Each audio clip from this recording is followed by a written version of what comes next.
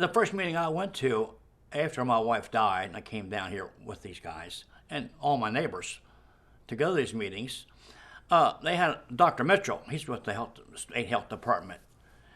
And he sits up there, and I'll tell you one thing. I had to just go up and get him. He sat there and told us there was no cancer cluster in Frederick after all these people. My wife had just died, and I shouldn't have went to that meeting because I wasn't in no shape to go there. When I know what in the world happened to my wife and my family and my cows. And he sits up there and says, no, it's less cancer in Frederick than probably any place in the United States. Now, I knew better than that. I'm not a scientist or anything, but I don't live in a cave either. I know what's going on a little bit. And I was very offended by that. And I talked to him. And I said, you shouldn't say that. And he denied he said that, but it was on the front page of the Frederick paper. There was no cancer cluster in Frederick. I don't know if it's the inherent distrust of strangers. I don't. The guy from the state, he's a stranger to me, He's a doctor, well-educated. He talks down to me, okay? We've had doctors and scientists at Fort Detrick that dump, as far as I'm concerned, chemicals and perhaps killers out there at Good Area B. And why should I trust him any more than anybody? Those guys. His speech was of an educated person, okay? And when you got a room full of people that are not as well educated as he is, there's probably going to be some pushback. I mean, I don't know, resentment or when somebody throws a $25 word at you and you say, what's that mean again? Then when you start thinking, well, he's talking down to me, When he's a 3 or 4 syllable word, or so damn scientific word, I don't know what he's talking about. He's talking down to me.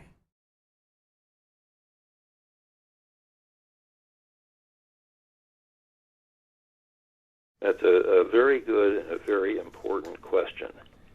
And when I read this in the materials you sent to me, it brought to mind a comment I heard regarding hazards to workers. I think they were in the automotive industry, but that doesn't much matter. The comment was that you should never underestimate, you should never overestimate the knowledge of a worker, or in this case, of people in the public, nor underestimate their intelligence. You have to treat them as intelligent, concerned beings who are capable of learning what they need to know, and deal with them on really an adult basis. There's no excuse for dumbing down. Talking to the public, I have to really admit, from a personal point of view, cancer clusters are perhaps one of the most difficult things I've ever done. And I vividly remember speaking with the parents of childhood leukemia victims who had lost their kids. And that tremendous sense of loss, that tremendous sense of anger and suspicion about industry, about exposures, about things that may have contributed to that cluster. It's very difficult to communicate to folks because we don't know. And it's very hard for scientists, particularly people in government, to say, well, we really don't know. But with cancer clusters, sometimes that's the answer. We don't know how things contribute to increase the risk of a group that might lead to a cluster, and we have to take our best shot. Well, I think the first approach to the communication was to listen. And I think that's one of the keys to, if we did something well, my perspective is that it might be the listening part. And as I mentioned previously, that there was a long history of folks from the community feeling as though they hadn't been listened to. And even if they were listened to, there was no documentation that whatever discussions ever took place. And then there was also a sense of a lack of accountability for any discussions that might have taken place. Listening is really the first step to being able to improve the communication, the awareness and the communication. So it was really, I think a very good first step was to just listen. And it wasn't easy. We spent more than 5 hours, I think it spanned over 2 meetings, just listening. What you need to do is, I think, more than anything else, is especially where you have so many things going on, like we did with Fort Detrick, is to listen. Listen to the public, invite more public participation and calls and so forth. Get some information out to the public, some initial information. Let them know that your agency or whomever you're working with is involved, wants to be in communication with you, and hopefully you'll get that support from the people. One of the most challenging communication messages that I end up dealing with pretty much every time that there's a newspaper article or there's a TV news article about that, is they'll have a headline that will say, "No cancer cluster." Well, it's not really quite right.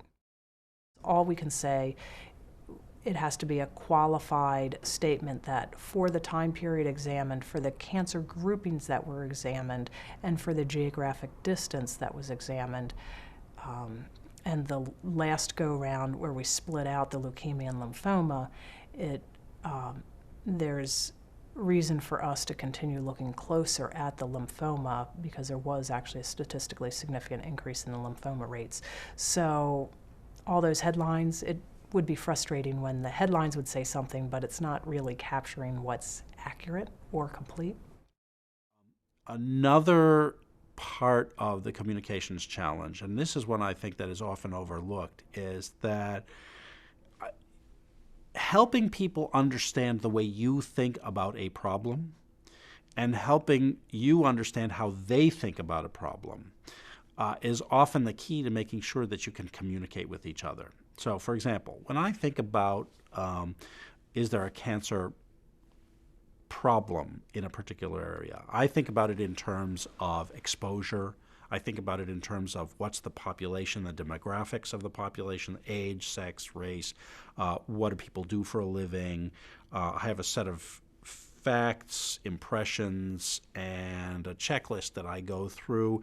And I try to understand the biology to understand whether there's biologic plausibility in terms of understanding what the exposure is and what the cancer or disease of concern might be.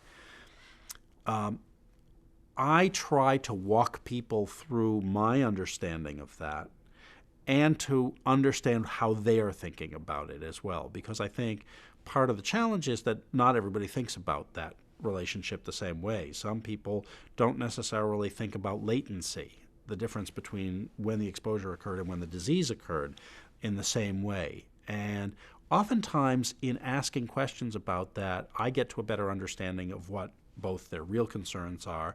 It also helps me sometimes because I miss things. And I think in asking the questions, where did people work? What kind of work do they do? What are their hobbies, their habits? Oftentimes you might find something unexpected. For example, you might find that people consume a lot of native fish, and they're fishing in an area where there are fish that potentially have high levels of something in it. You wouldn't know that unless you sort of walk through that process. So for me, it's a very iterative process, and I think the real challenge is approaching people as equals. What our committee found was that the Maryland Department of Public Health, really made an effort to reach out to the community.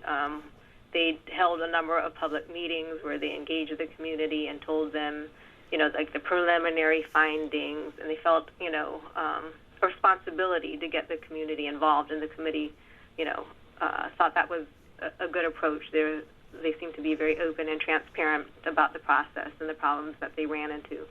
And so we thought that was, a good example. Well, I would say to be as open as you possibly can. It's possible in some kind of investigation that you have confidential data. You may get data under a pledge of confidentiality, or there may be personal medical records involved that you can't release. But provide everything you can. Sometimes knowing that other people will reanalyze the data and may come to different conclusions.